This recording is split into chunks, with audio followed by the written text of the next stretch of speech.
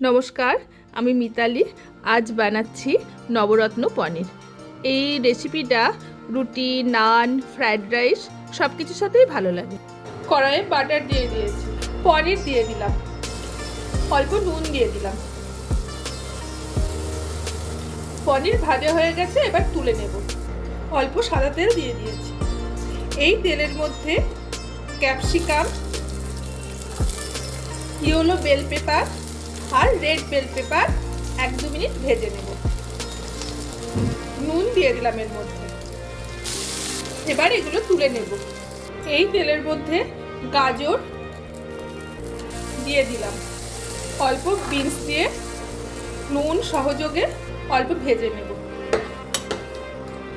এবার এগুলো তুলে নেব।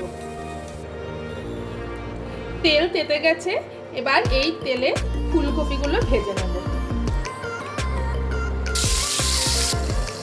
মিক্সি বাটিতে 5টা কাজু বাদাম, গোটা গরম মশলা, 1 চামচ মতন চারমগজ আর 1.5 চামচ মতন তিল দিয়ে ভালো করে পিষে নেব।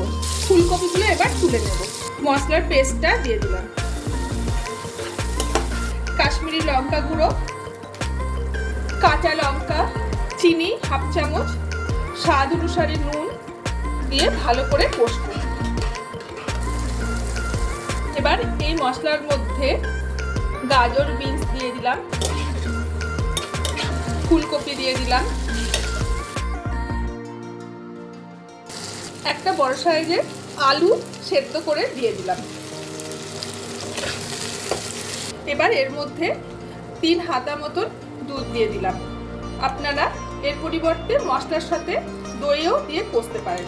আমার কাছে দই ছিল না, সেই জন্য আমি দুধ দিয়ে দিলাম। এবার এর মধ্যে ক্যাপসিকাম আর পনির ভাজাগুলো দিয়ে দিলাম।